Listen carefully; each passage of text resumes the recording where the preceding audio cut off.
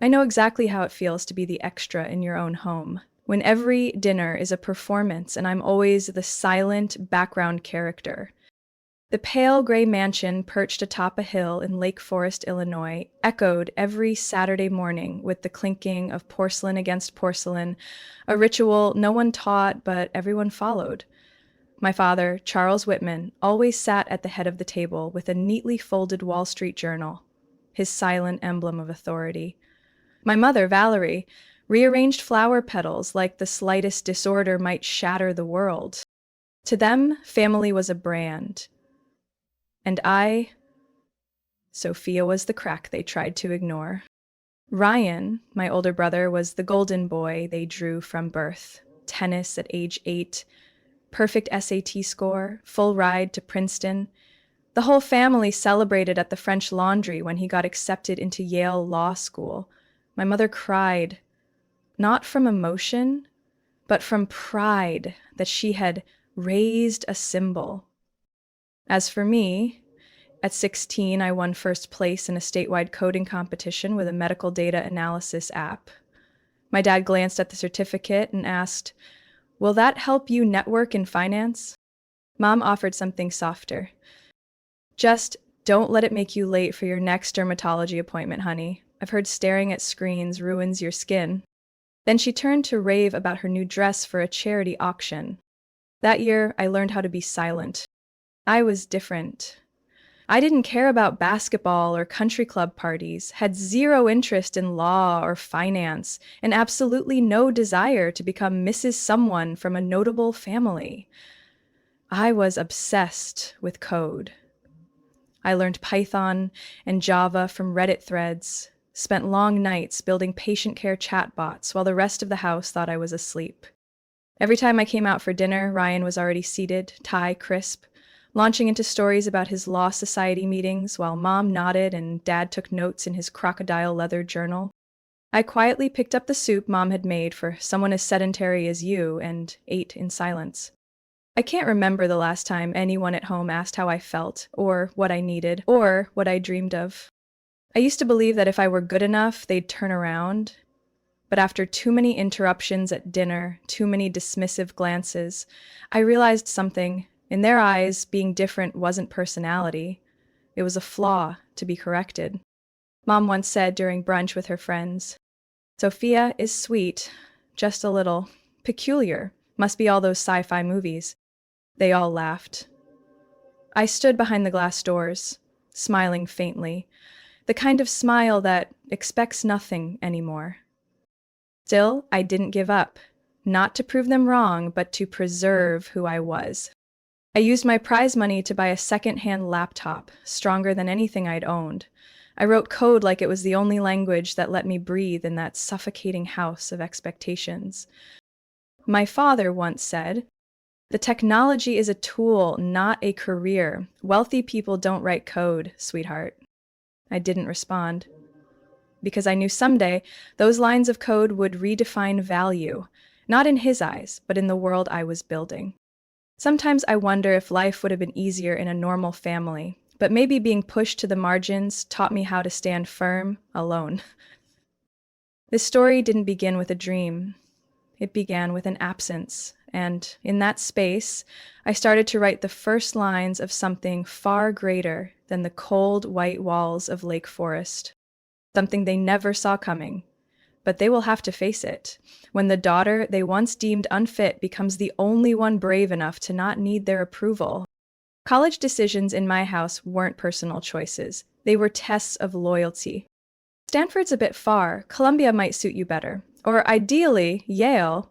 Ryan has connections there, my mother suggested in that dangerously gentle voice as I submitted my college apps at 18. I sat across from her, fingers still on my keyboard, Caltech's application portal glowing on my screen. "I got into Caltech," I said, partial scholarship. "Caltech?" She wrinkled her nose, like I'd named an industrial site. "You're really planning to spend your days with thick glasses kids doing tech all day?"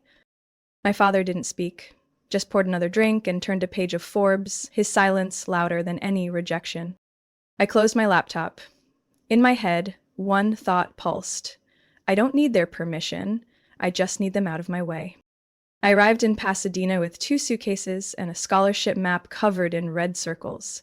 I paid the rest of tuition myself. Nights I washed lab glassware in a biomedical lab. Days I tackled quantum mechanics and algorithmic biology. While others dropped out, I stayed. My dorm was damp with an old AC unit that hummed like a ghost in the vents. I'd sit on the rooftop at night, staring at the San Gabriel Mountains. The lights below reminded me of things I'd never had. A family dinner without tension, a hug after acing an exam, a father who called just to ask, "Are you okay?" In my final year, I interned at a medical research center for late-stage cancer patients. The work wasn't glamorous. I made coffee, transcribed notes, waited hours to deliver reports. But in that grind, I saw what no textbook could teach. People don't need perfection, they need presence. One day, a woman named Elise sat quietly outside a consultation room, tears slipping as doctors explained her husband's treatment plan. I couldn't fix anything, I just brought her ginger tea. She held my hand and said, "Sometimes just having someone sit beside you is enough."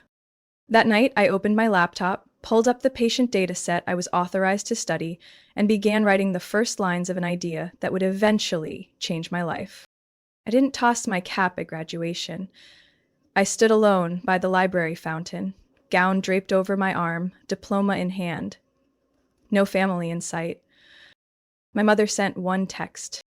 "Sorry I couldn't make it, garden club fundraiser ran late, but congrats." 3 days later, I started my first job at a small startup called Aria Med in Glendale. They built software to track inpatient treatments.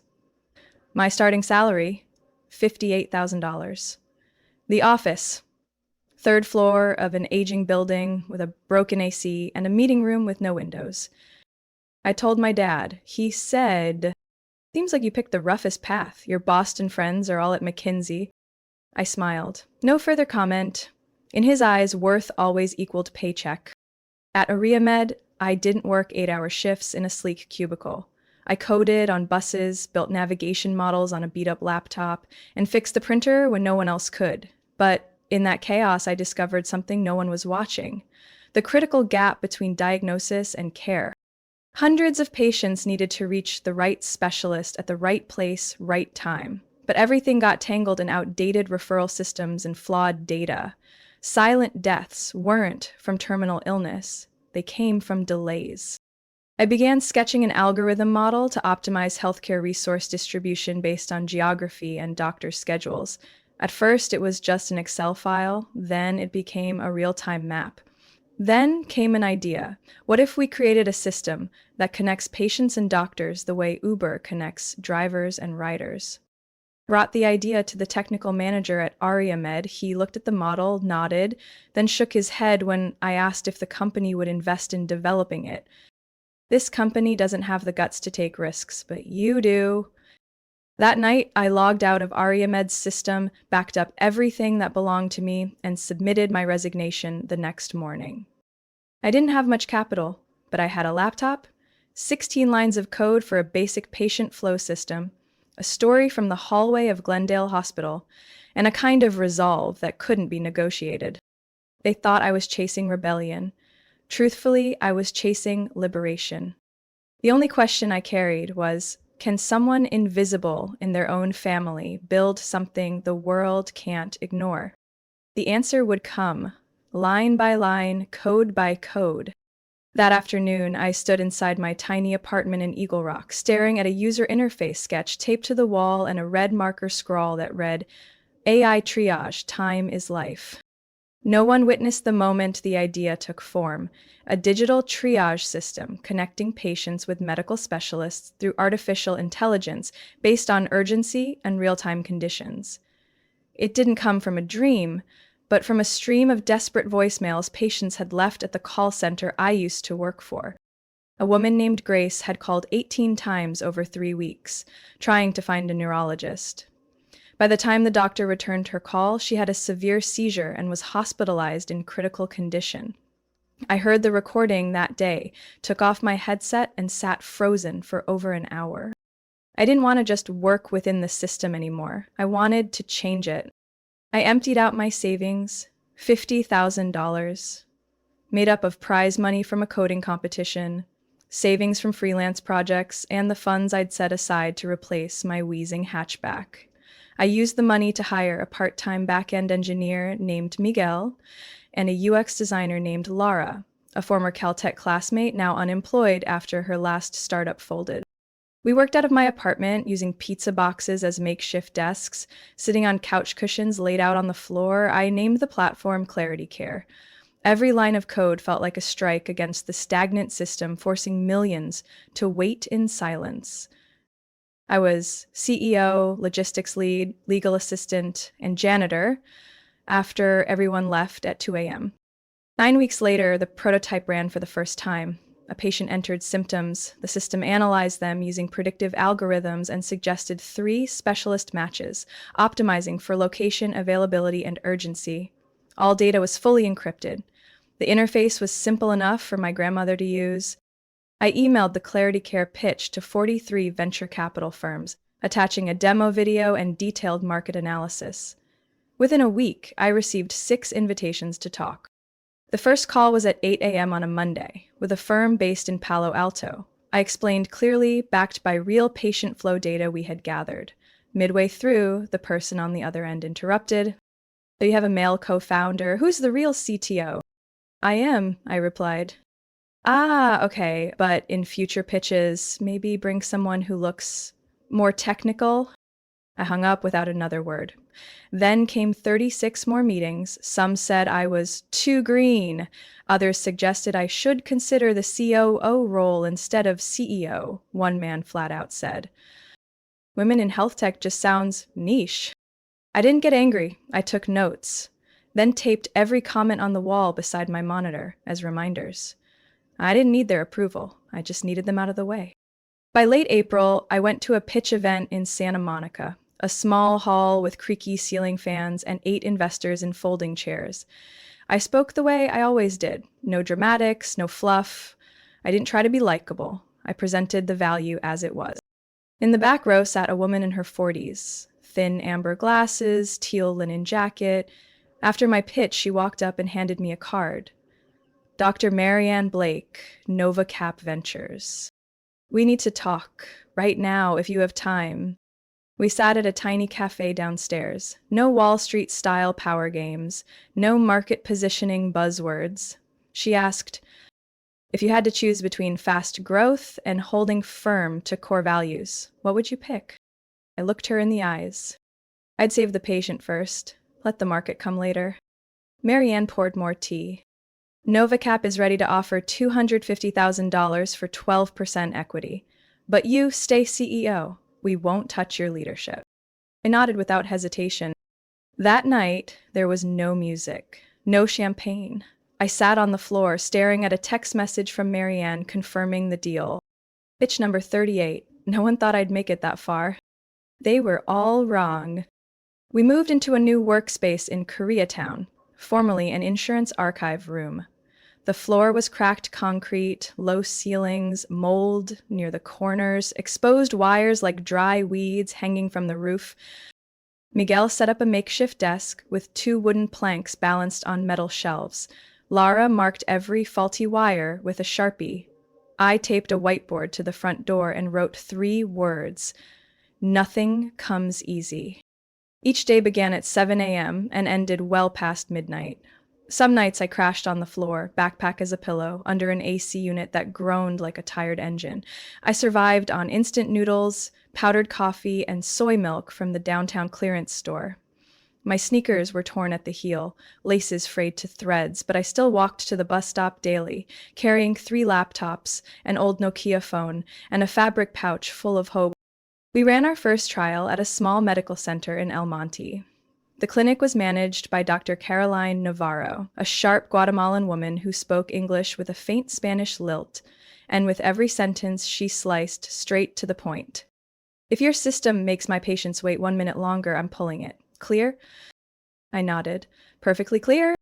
After 6 weeks of testing, referrals to the right specialists increased by 31%, and wait times from check-in to doctor consult dropped nearly 50%. One patient who used to wait 2 months to see a pulmonologist now got an appointment in 5 days.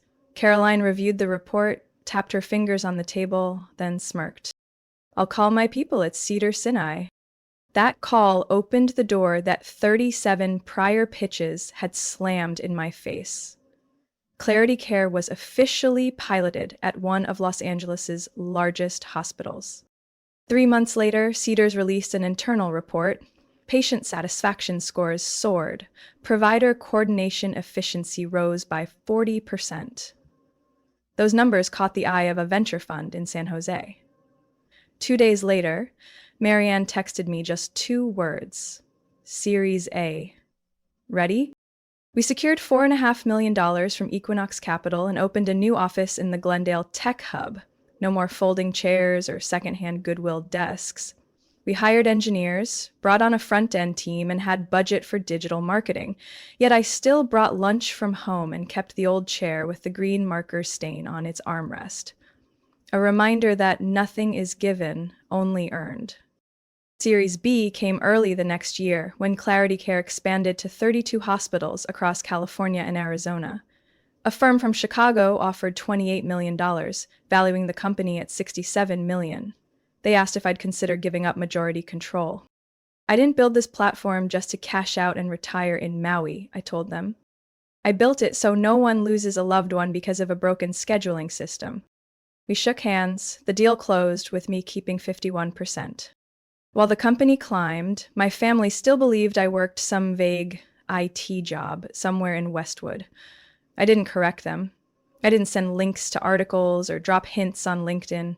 When my mom asked if I'd moved out of that apartment yet, I told her I still rented near the train station.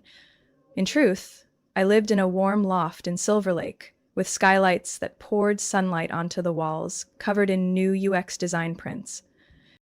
Maybe I was financially successful, but I wasn't ready to share that with people who had never truly listened. I needed space to breathe without being measured by outdated standards. By month 19, Clarity Care had served over 80,000 patients. Data showed nearly 70% of referrals now had wait times shortened from 3 weeks to under 5 days. At a national healthcare conference in Chicago, I stood before hundreds of hospital executives, not holding spreadsheets, but the story of grace. The woman who had called 18 times. Afterward, a hospital director from Minnesota came up and shook my hand. "If your system existed 3 years ago, I wouldn't have had to say goodbye to my best friend." I smiled, no words needed. Success to me was never about applause or awards. It was knowing someone lived because they got help, just in time. My family knew none of this. To them, Sophia was still the quiet daughter, living alone, with no remarkable income or cocktail party stories. And I wasn't ready to break that silence. Not out of fear, but because I was saving it for the day they'd have no choice but to listen. When silence itself becomes a deliberate act of strength. That year's family dinner at Grandma's was like a perfectly rehearsed play, each character sticking to their role. My mother, elegant in a champagne silk dress, arranged the seating like it was a diplomatic summit. My father raised his bourbon at the head of the table, surveying every detail. Ryan, my brother, wore a navy blazer and launched into tales of a real estate deal he'd wrestled away from 2 major funds. Laughter, clinking glasses. I sat quietly, forked a piece of smoked salmon, then set it down. "Sophia, you're still working at... what was it again?" Mom asked, head tilted like she genuinely couldn't remember. "Clarity Care," I said, steady. "Oh, right, that healthcare thing? Still no formal investment yet?" The comment slid from her lips like mist, but cut through like frostbite. I inhaled, ready to share how Clarity Care just inked a deal with a federal hospital network in Texas, but Dad interjected. "Ryan, who are you meeting from the Stanford Fund next week? Didn't they invite us to that gala?" "Yes, and they brought up the Phoenix Villas. They've heard about my efficiency in Newport." I placed my fork down. The scrape of metal on porcelain echoed like a full stop to wasted effort. Mom turned back, her tone perfectly polite. "Sophia, maybe it's time to reconsider your path. It's not that we don't support you, but health tech doesn't carry the prestige of finance or law. We're Whitmans. There are standards to uphold. I nodded, no argument. Margaret, my cousin, leaned toward her husband and whispered, Sophia always comes up with these weird ideas, like something out of sci-fi. Tired. I didn't flinch. After dessert, my father tapped his glass. We have an announcement. Your mother and I reviewed the family's financial structure.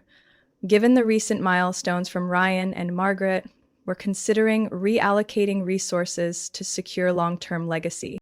I stayed still. So, he continued, starting this year, financial support, estate access, and trust privileges will pause for members not aligned with the core values of the family. They didn't say my name. They didn't have to. Mom placed her hand over his, signaling solidarity. Sophia, this isn't personal. We just want you to reorient your future. You're 28. Time to make strategic moves. Ryan added gently, If you want, I can refer you to a position at my investment firm. Starting pay is decent. I looked around. Familiar faces, once kin, now conference room colleagues. No one asked what I wanted. No one cared what I'd built. I understand, I replied gently. So that means from now on, you're no longer entitled to any family support? Correct, my father said. Until you prove your choices are valid. When you're back on track, we'll talk again. I gave a dry smile, stood up, picked up my purse. Thanks for the meal and the announcement. Sophia, don't be so sensitive, my mother called out. You're not being cut off, you're being guided. I didn't look back. As I stepped out of Grandma's front door, snow had started to fall. I looked up, letting the cold flakes cling to my hair and lashes. The sting reached my skin, but my mind was still as a lake. No tension, no anger, just a hollow silence. The phone in my coat pocket buzzed. A message from Lara. MGH closed the deal. They're adopting Clarity Care for the entire neurology system. Contract signing Monday. I stood in the middle of the icy stone path, just outside the mansion I grew up in, where I once longed to be seen, to be heard even once. They just cut me off from what they thought was power, but I had just been freed from the shackles called family support. The phone vibrated again the second I closed the heavy front gate behind me. The screen lit up. Avery, Mark, Clarity Care. I answered, pressing the phone to my ear as the snow melted into water beneath my heels. Sophia, SoftBank just confirmed the investment. $40 million. Company's now valued at $100 million. Avery's voice felt like scissors, slicing through everything I had endured. I stood frozen, words caught in my throat.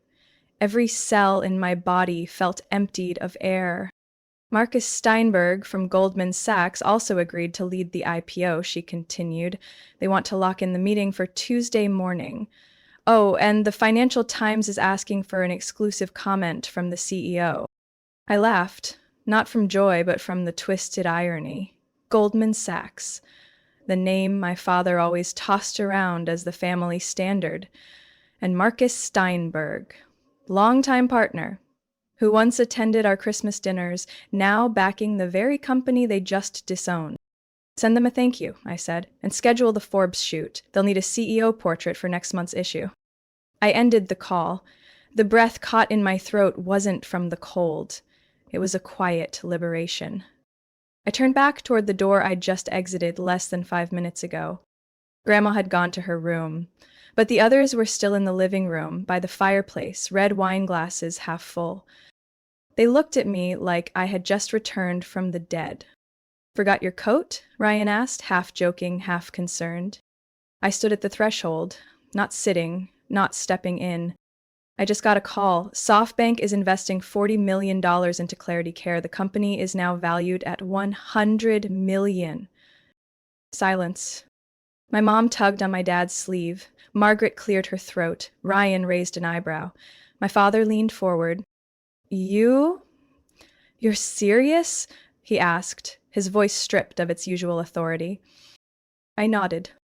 I've built Clarity Care over the past 3 years. SoftBank is just the beginning. The IPO is being handled by Goldman Sachs. Marcus Steinberg is leading it.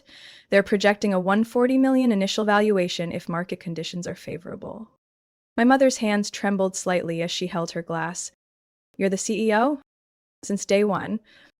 Ryan exhaled, setting down his drink. Why didn't anyone know? I shrugged. No one asked. Margaret leaned forward. So that means you raised capital, hired a team, built the system without any family support? I looked straight into her eyes. Yes, because every time I spoke about technology or healthcare, I got interrupted or ridiculed. My father pushed up from the couch, walked toward me. Maybe I underestimated you, but now that you've proven yourself, maybe we should sit down seriously. There are family funds. No need, I cut in. Clarity Care does not seek funding from sources with conflicting interests. We're negotiating with national healthcare organizations. Every executive role is filled by those who believed in this project when it was just a sketch. Ryan stepped up, changing his tone. Sophia, listen, if you ever need financial advising or expansion strategy, I'm here. We're still family. Family doesn't remove someone from a trust for being unsuitable, then come back when the numbers look good. I turned to my mom. She hadn't said a word, just staring at my phone, probably wondering, which outlet will break the story first? You used to say reputation is an asset, I said. Well, Clarity Care is now in 53 hospitals, including the UCLA health system. That's the new definition of reputation. No one spoke. I adjusted my coat and spoke as if at a boardroom presentation. Have a warm evening. I have a legal team meeting in the morning. Oh, and if Forbes or the Times calls, direct them to Clarity Care's PR office. I walked away. No one called my name again. Only when the door clicked shut behind me did I realize I was smiling. Not the kind you fake at cocktail parties. A smile that needed no permission. Cold wind swept through my hair, carrying away something I hadn't noticed falling. The need to be recognized by those who never understood me. I never returned to the Whitman estate after that dinner. The SoftBank deal hit every financial platform within 12 hours. One photo from the Financial Times cover, me, in a simple black suit, standing before the Clarity Care logo, light catching my cheekbone. Headline, the daughter they rejected now runs a $100 million company. Didn't share it on social media, didn't tag anyone, didn't respond to my mother's message, set a day later with a lone heart emoji and the words, family is always here. I answered with silence. 3 weeks later, Clarity Care went public on NASDAQ, ticker CCX. It opened at $42 per share, closed nearly double. Total valuation exceeded $220 million. My now wife told me, we never caught your meaning on what you meant by that, but it opened us up anyway. When Avery handed me a glass of champagne at the team party, I didn't lift it immediately. I looked around the high-ceilinged space in Culver City, once a packaging plant, now Clarity Care. Staff danced under string lights, laughter echoing among the rafters. I whispered to Avery, I want to dedicate $20 million to a support fund. What name? She asked, tilting her head. Whitmore Foundation, I replied without pause. Not my father's name, not my mother's.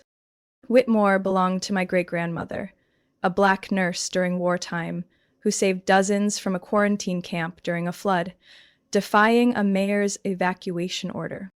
The foundation will support young women in the field of medical engineering, focusing on minority and underserved communities. Anyone who has ever been labeled as not qualified enough is welcome to apply. I didn't tell my family about the foundation, but in my keynote speech, I said, some doors close not to shut you out, but to make you build your own path, stronger, steadier, and with no one else holding the key. After the IPO, invitations from my mother began to arrive. Charity events, a cousin's wedding, Christmas dinners. I politely declined them all, sent flowers, sent gifts, but never showed up, never replied. There was only one person I kept in touch with, Aunt Elaine, my mother's younger sister, who once smuggled me programming books back in high school, disguised in French grammar covers so no one would notice. She never asked what I needed. She just dropped by the office on a Wednesday afternoon, brought apple pie, and sat beside me, quietly watching me work. No questions, just presence. Do you resent them? She asked as I walked her to her car. No, I just won't give them another chance to hurt me. Every week, I met with my therapist. At first, I sat in silence, no tears, no dramatics, no monologues about childhood wounds like the blogs described. I simply said, I've made it, but sometimes I still feel invisible. She replied, maybe because as a child you were made to feel unworthy of being seen.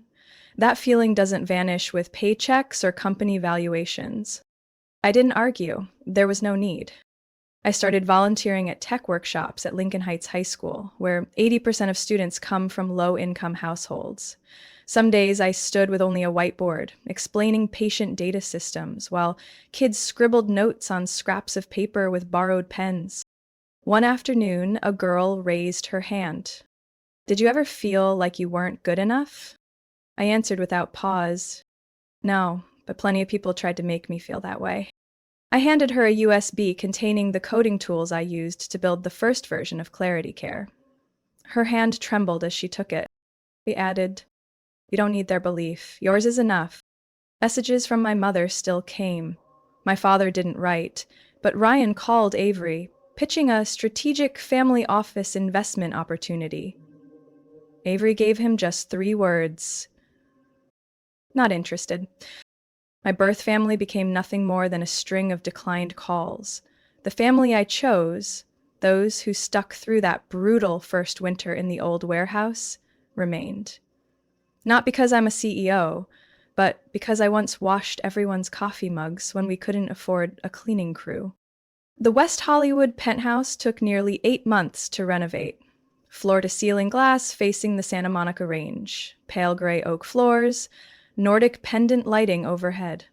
I didn't hire celebrity architects or interior managers. Every choice, from the marble grain dining table to the rattan reading chair, was made by Lara and me.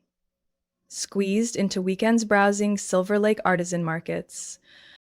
The housewarming was set for a Saturday evening in early October, right as the dandelions bloomed along the park strips.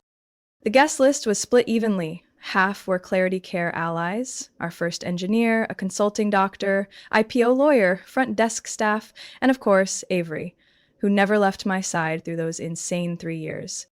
The other half? Blood relatives, my parents, Ryan, Margaret, and my mother, who texted, "We'll try to attend if charity schedule allows." But I didn't expect warmth.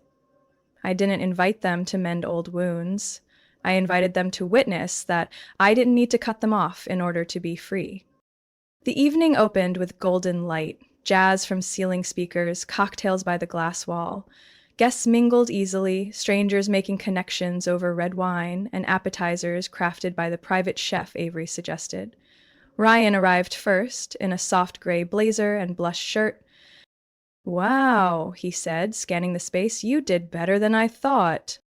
"Thanks," I replied, flat. My mother arrived later, escorted by a woman from the Boston Cultural Council. She gave me a perfunctory hug. "The space feels independent," she said, half compliment, half critique. "Where's Dad?" I asked. "He's coming later. Had a Hong Kong partner meeting." I nodded and drifted toward the Clarity Care team gathered near the bookshelves. Aunt Elaine showed up last, per usual, with a box of homemade pie and a bunch of wild daisies. She walked straight to Lara and Avery, like she belonged there, which she always had. My mother made her rounds, talking about health seminars she'd attended, carefully avoiding the name of my company, but repeatedly saying, "My daughter is a pioneer." Every time she said it, I smiled faintly. They hadn't changed, just learned to rebrand their control. Later in the night, I stood on the balcony, calling for attention. No mic, no notes, just my hands on the glass railing and my eyes on every face looking up. I once dreamed of a moment like this, a space of my own, filled with people I admire. I also thought, to be invited into such a space, I had to be flawless. I had to look like someone else to be accepted. Some fell silent. Others nodded, but no one needs permission to stand tall. Family doesn't define worth. Real family sees you without performance. I glanced toward my mother. She stood still, glass in hand, face unreadable. I spent years seeking approval. Turns out what I needed was an agreement. It was permission to redefine myself based on what I believe, live, and choose. I lifted my glass. So tonight I toast to everyone who's ever been called different, pushed aside. Real success isn't in bank accounts or gala invites. It's in the power to write your own story. No matter what your last name is. Glass met glass. Applause swept through the room. After the party, Ryan came over, hesitant. If you ever want funding for a new project, my offer still stands. I remember, I said. I just don't need it. My mother left a handwritten note on the kitchen counter. I'm proud of you, even if I don't always show it the right way. I didn't write back. I kept the card, not because of the words inside, but because I no longer needed them to believe in who I've become. The evening ended with an instrumental piece. Aunt Elaine sitting on the sofa with a warm cup of tea looking at me from afar and winking. I stood on the balcony, city lights spilling down like glittering threads, and for once, didn't feel hollow. I no longer searched for a place in the family. I had built a world of my own, wide enough so no one would ever be forced to fit into a mold. Sophia's story is a powerful reminder that true worth doesn't come from family approval or social validation, but from the courage to live as your authentic self. She didn't need to be accepted to succeed. She created space for herself and for those who've been overlooked. In real life, some relationships don't need to be severed, but they must be redefined. Only when we stop seeking agreement from those unwilling to listen can we begin to live freely. What do you think about Sophia's choice? Would you be brave enough to set boundaries the way she did? Share your thoughts in the comments below, and don't forget to follow the channel for more heartfelt family stories and life lessons.